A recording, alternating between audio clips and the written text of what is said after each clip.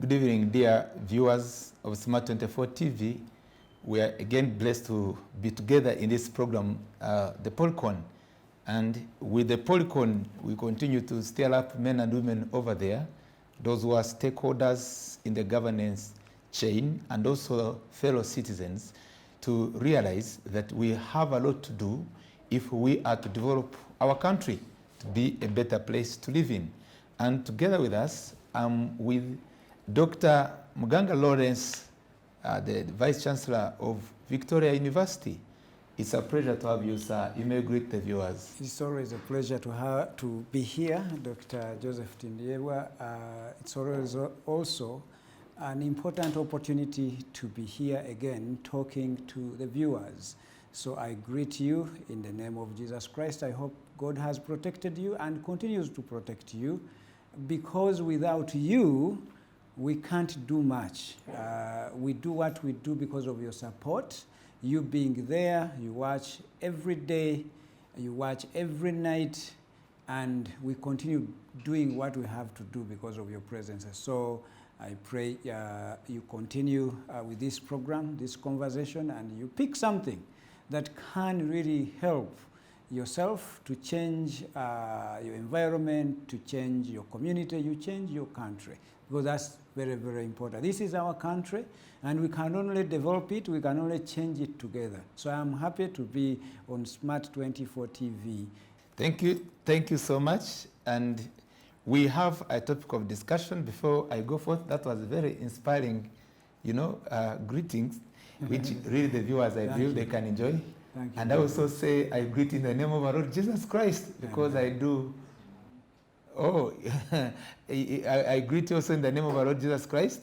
And this evening of this POLICON program, it's an evening of where we believe that we discuss when many people are going back to sleep around at this time, half past 9 up to 11. Please don't switch off. Stay tuned, because we are about to hear what you had not heard before. We've always had Dr. Muganga Lawrence, our dear Vice Chancellor of Victoria University, on many times on Saturday's program, The Point.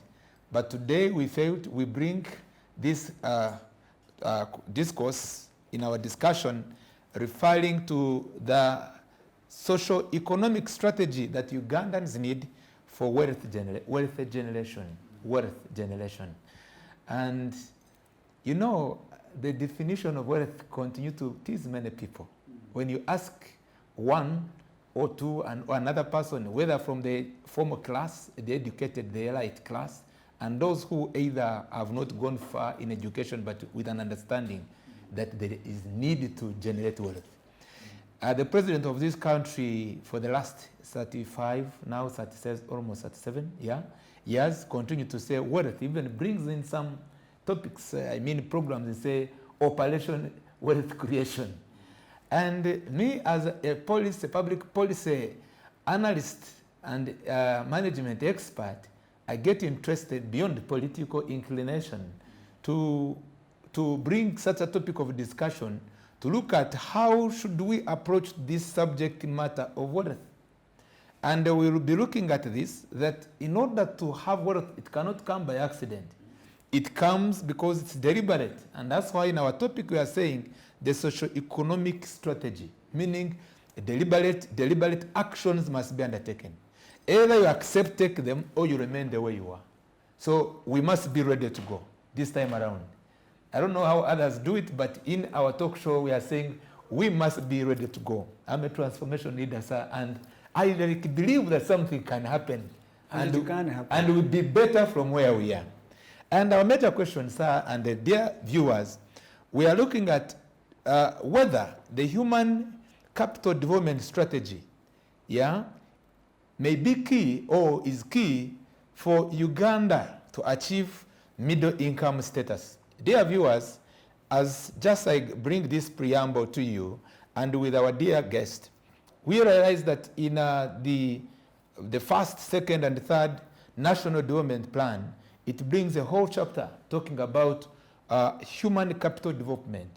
And the time I was reviewing it, I realize they are referring to the education that Ugandans need and also the population.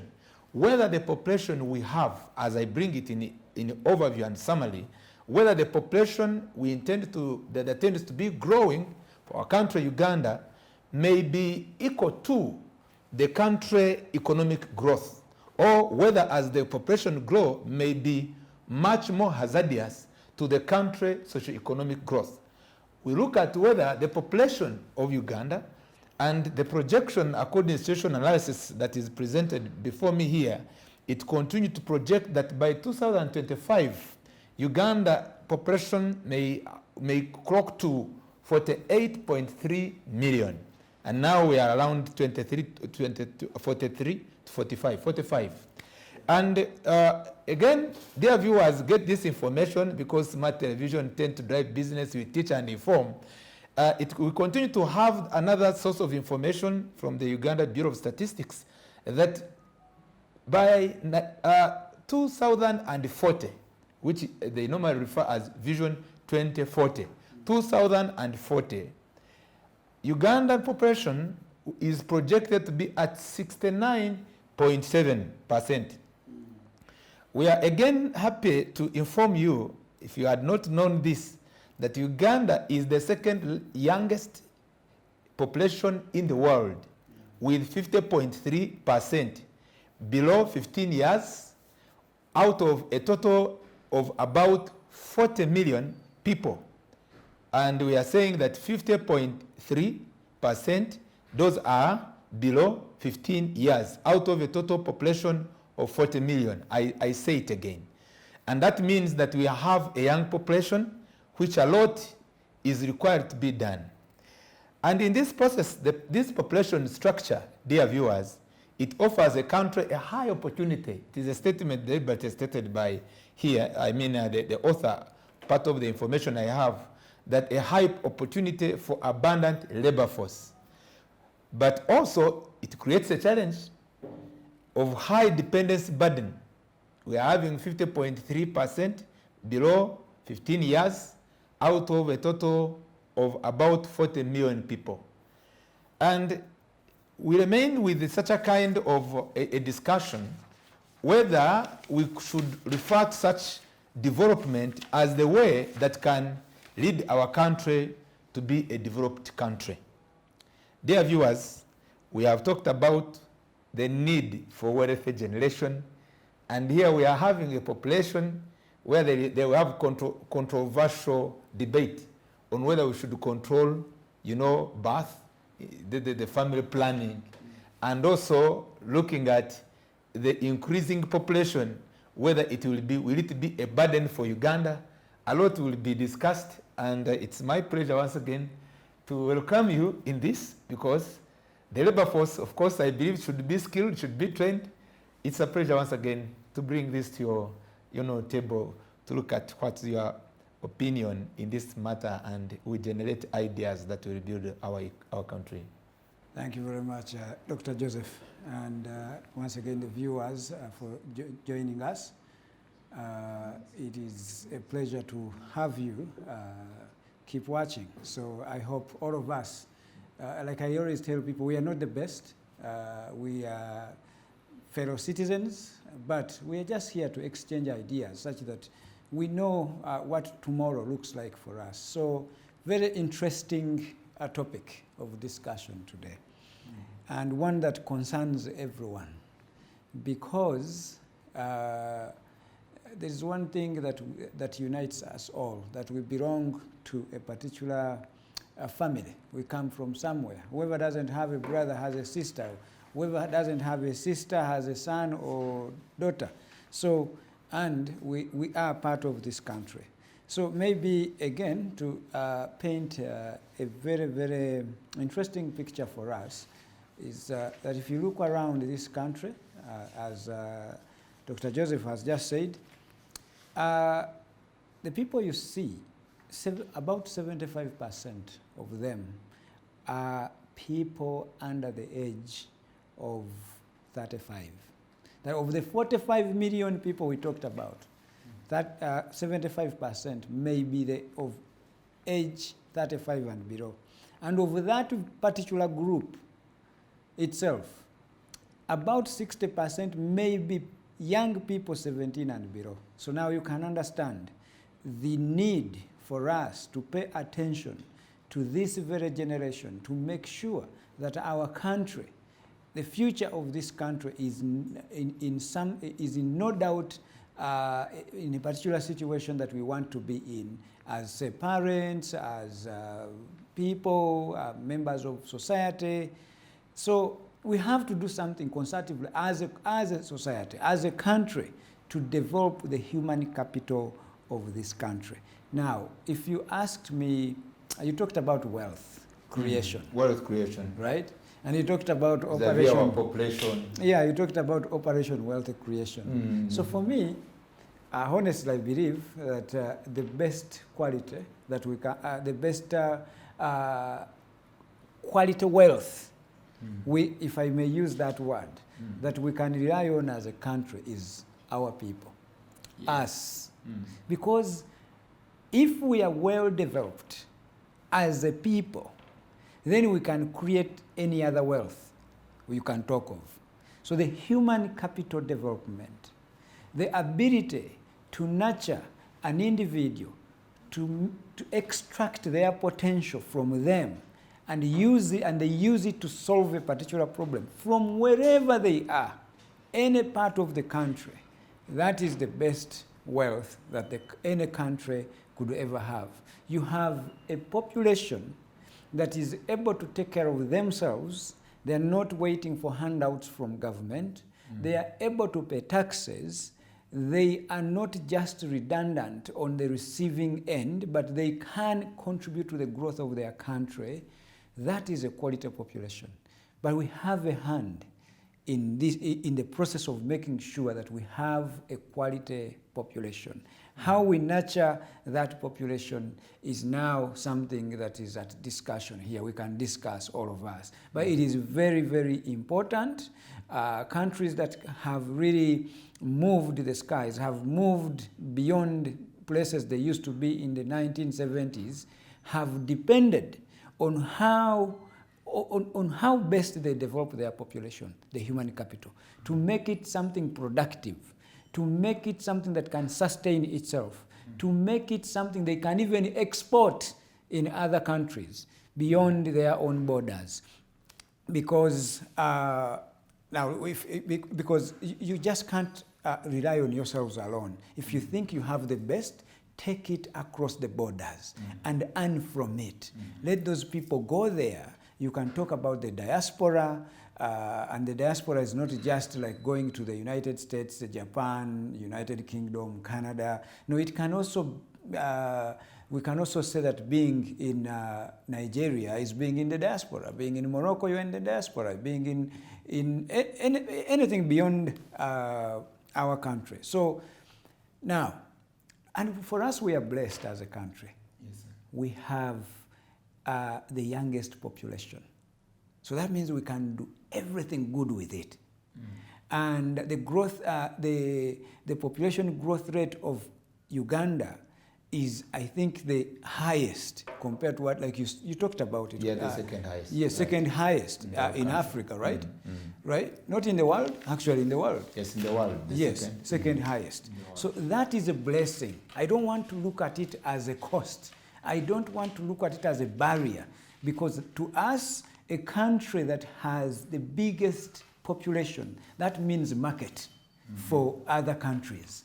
That means we are generating revenue from other people who will come in seeking to sell something to our market. That means a market to our own homegrown entrepreneurs. That means a market to you and I who are trying to do something. The more people we have, the more income or revenue we can make in terms of anything you're selling to them. Now the question is, how best do you develop these people to be able to be able to empower them so that they can become empowered consumers, all right, empowered spenders. Otherwise, it is also a big dilemma to have a population that cannot do what? Cannot support itself. Then they become a burden to the state. And yet we want less of the state, but more of the community taking care of itself. Thank you, Doctor. And the reason why I felt you'd be very much, of a great relevance in this discussion, there is what we would like to refer to that is generated from the third National Development Plan, National Development Plan 3, 2020, 2021, and it always, go up to 2024, 2025. This is 2023. We are counting down around 3 years to go. In the preamble, which is extracted from the National Development Plan, it refers to, in order to have the human development capital, it is an emphasis that there must be an educated, one, enlightened, and healthy human resource. If the human capital is to be overused in the development of an economy, an educated, enlightened, and health human resource. Because there is also a saying that if we want to generate wealth, you must have good health. And it is indeed important to know for our people outside there, those who need this enlightenment, we are trying to measure what the country has tried to do, especially Uganda, and the citizen response in these dynamics, the value of education, the type of education that our citizens may be acquiring. And we also look at the target of increasing production, because whenever you talk about wealth, there must be, the economic growth cannot just exist by accident. Production, whether at an individual level, from individual level to a household level. And some countries which have made it better than us, some countries which are making it better than us, they have much more measured in ensuring that everyone who is at the edge of production, by the way, some countries, as I'm sharing information with you, Prof, we think that production, someone to be productive, you need to first maybe reach at 18 years. The age projected here 15 years. Some countries, by the age of around 8 years, which is like here at equal to primary level, they are already doing something. What here Ugandans you are struggling to do, buttons for shirts, maybe leather blades and so forth, maybe jewels. At that age for them, they are already producing. But they produce, of course, in accordance to their level.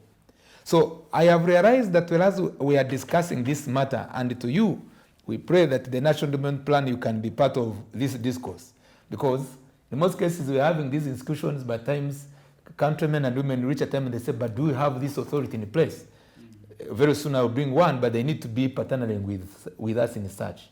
To see how are we planning to turn into the 40 million people, the 50% into a production sector. Because productivity, the moment of productivity, there is a great likelihood even of overcoming inflation. Because inflation, it means there's much more consumption, and the flow of the currency is looking what again to buy, and the purchasing power is higher to satisfy, the human needs. And you don't have what you are producing much more, so that you are able also to attract your currency to be of a value. And remember, Doctor, who said for us, whenever we come into this program, we will not lament. Ugandans need to know what exactly we are facing. You find that you have a family of, let's say, 12 people, or 3, even if it may not be a bigger family. But how many are bringing income home? What are they producing?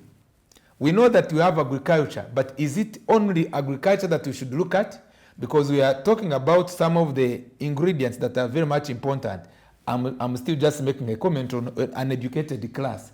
And educated class not because we want everybody to have a PhD. But the education and enlightenment, we believe that it may be important. Maybe you will give me your opinion, but I'm just bringing an analytical point of view.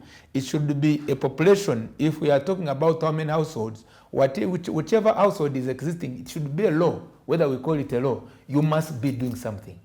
The president is bringing in what is talking about parish model. At certain point I hear they will maybe say village model, but I have heard the time I was with Professor Agustin Wagaba here, he said that some countries like Taiwan, some countries of the Asian tiger, they make it mandatory that at a family level there must be production. Mm. What are we missing and what should we appreciate in this kind of dimension? That's a very good observation. And there is a lot we are missing. And the situation is dire, the way you have just put it. This morning, I tweeted something. I came across an image that was very, very interesting. So in that kind of image, there was, they were talking about, of course, they were trying to reflect on how prices are becoming really very, very exorbitant, prices of goods and a few services. So, and they talked about the price of petrol being equated to how you'd find a cheetah running, the way it is increasing. The way it is going up, it's like the speed is like that of a cheetah, like a lion, like a leopard, the way they run. And then they compared that to electricity. Like electricity also is running, the price is also equally running like an antelope, saving its life. And then the vegetables, the prices is also off in the roof like a rabbit, the way it runs. But incomes, they are rising, like the speed is like that of a tortoise. You know the way it walks? Very, very slow. Yes, sir. So now, in that situation, then someone asked me in the message, in the kind of comments, like, said, Doctor, you're talking about some people's incomes that are not even growing. How about those graduates? Now, those people that are not even receiving any income at all. Even 1,000 a day. Yes, at all. That question touched me, and I really felt something needs to be done. And it ties into what you're talking about, like, can anything, something be done at the family level? Maybe some production should happen. But that, for it to happen, Dr. Joseph, there's a lot that has to go into this. How have we educated? The three pillars you talked about, education, enlightenment, and health. And everything, education is going to affect everything you talked about, the two, enlightenment and health. So people need to be educated. And we have to make sure that everyone in this country, regardless of socio-economic conditions, education becomes a public good that should be consumed by everyone. The way when we come up with a tarmacked road, it is open to everyone to walk or drive or run on that road. So everyone should be able to be given an opportunity to access quality education. And then, if one is educated qualitatively, they are able to maintain a good health, right? And then they are also enlightened.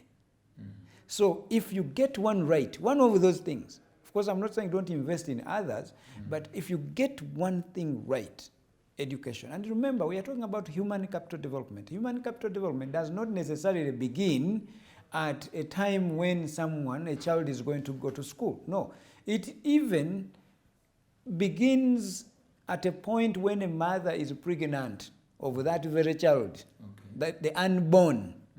You need to develop that child into a citizen you want, even when they are still in the comfort of their mother in the womb.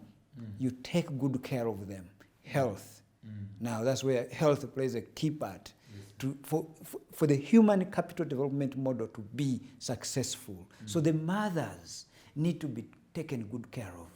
The mothers need to stay away from alcohol, for example, to give a fighting chance, a growing chance to that very baby in their womb, in their respective wombs.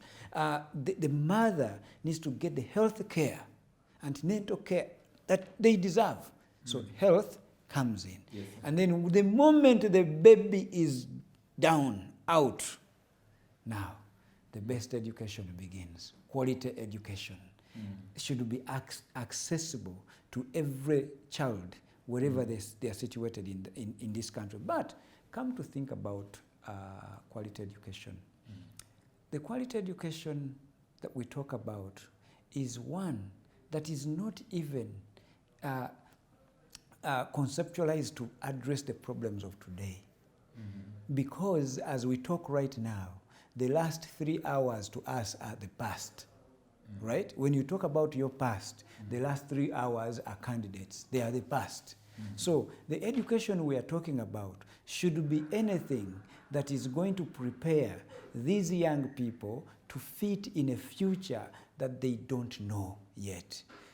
To prepare these young people to fit in a future where they are going to be actively involved to shape it and make it something that works for Uganda, that works for this country. That is going to be good quality education. When you look at that today, that education that fits in this world we are in and one of tomorrow, it is one that is characterized by technology rampantly. You can't walk away from that. So, and then you talk about, can we do something at a family level? And can we be able to produce something? And now that technology is something we should, as we embed into the education we are talking about, but the doing you talked about, the production you talked about, is one that calls in what the Ministry of Education has embarked on, has started in the national curriculum of the lower secondary, the CBE, competence-based education. So CBE, competence-based education, and thank you, Ministry of Education, for sticking to that. It may be struggling right now, but it's a good policy.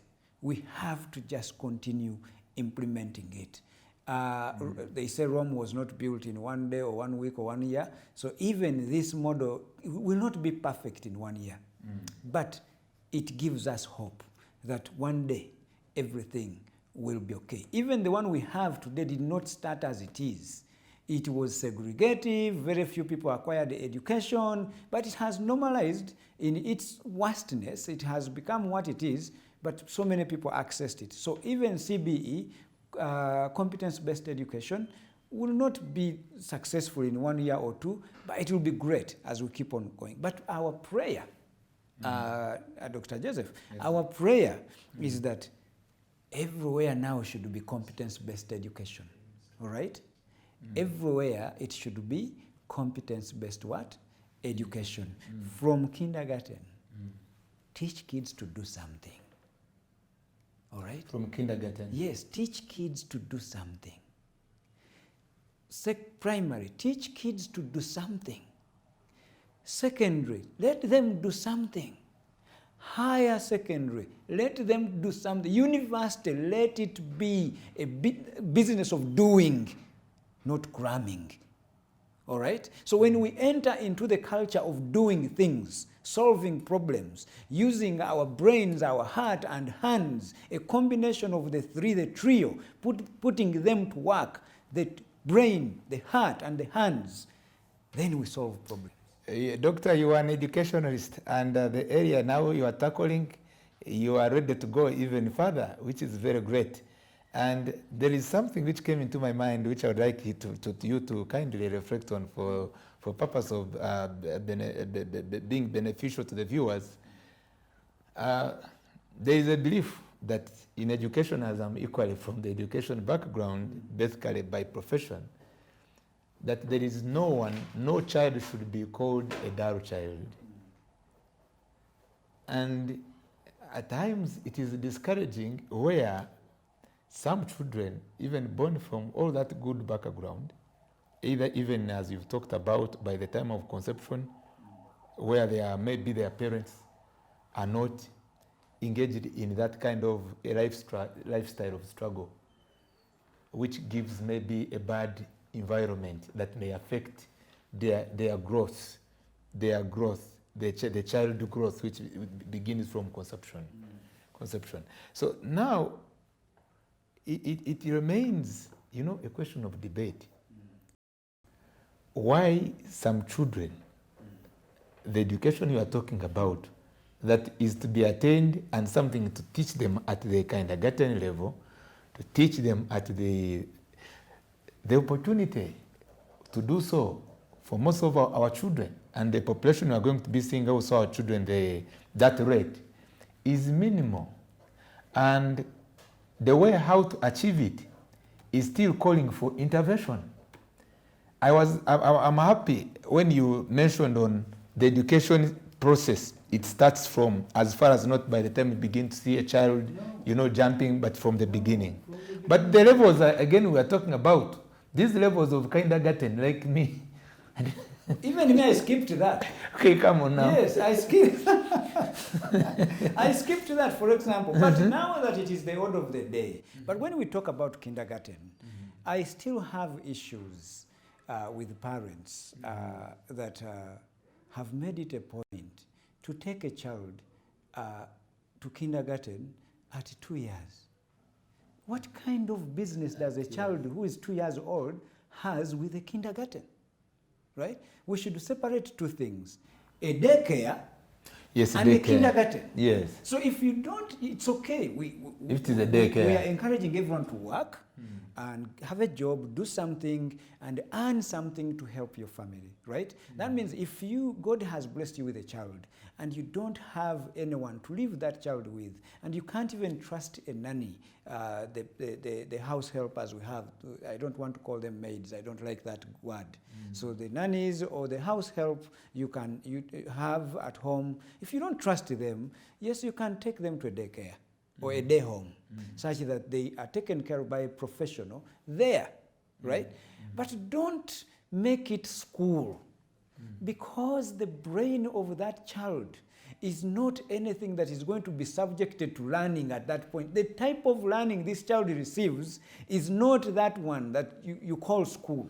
No, leave the child to be. Let them play. Let them get tired. Let them go to bed. Let them wake up. So that is what we call nurturing the young body and allowing their brain to continue developing. Now, you talked about, the education that is even categorizing our kids to be, some of them are told to be foolish, others are told to be dumb. Because they are the last one in the class by the time they begin primary failures. One. Yes. There is a way we fail to see where the problem is. And actually we focus on something wrong. A child is not wrong. All right? It is the system that is wrong. And that's what I started with, that we have to develop a good education system. And this we can do. It is us. We have it in our power. We just have to stop copying things that they left with us and move with them. They have worked for us. How old is Uganda? Since independence, right? We are talking over now how many years? 62. This yes. is. So whichever the years is, right? That is 60 years. Yes, we have lived. 60 years. 60 years. Yes. We have lived with it. It has worked to the best it could. But look at a person who was born on Independence Day in 1962, right? Look at him now. He's an old man. That's true. So that means even an education system is old. All right? For an old man, we don't have a chance of even rejuvenating them, restoring them to make them young again. But an education system, we can make it younger and make it react and respond to the needs of society today. Let me tell you one thing that perturbed me some time back. A child was asked in a test in primary to name their head, who is the head of the family, according to that child. The child just categorically wrote, my mother. My mother is the head of the family. The head of the family. But the answer, the teacher expected an answer of the father is the head of what? But look at the real life, the family we have today, Dr. Joseph. Some families are headed, the breadwinner is the mother, the head of the family is the mother. God forbid, maybe they have even lost, the kids have lost their parent, the father, and the mother is taking care of them. May I say? And you're asking for the head of the family, and you're still insisting and telling this child that they are wrong for saying that the head of the family is mother. The education system that doesn't want to look at the context of the real life we live in, that is very problematic compared to what we would expect to have now. Talking about, now, everyone is a parent, you and I, and the viewers, and even those who are not parents, one day you will have children. And those who will not even have children, you have had sisters, and your friends will have children. When you visit them in hospital, and they have just given birth to a bouncing baby boy or girl, or even twins or triplets, do you see any label to this child that reads that this child is a failure, is dumb, is stupid, sorry to use that word? Do you ever see a label like that? So you are encouraging them to stop that mistake. It is very bad. Put a tag on your child, and don't allow any education system to tag your child a failure, because there's no child that is born like that. A child that is born, the children I saw, my children, your children, and everyone's children, these are empty slates, ready to learn, full of potential.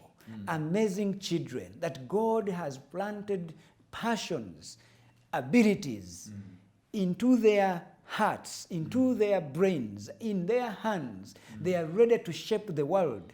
They are the best human capital that God has given this country. We just need to nurture them, offer them some direction, leave them in their zone, let them be who they are, the passions they have, the talent in them, and let them thrive. And their potential will solve the problems of this country, and will have a productive. Thank you much.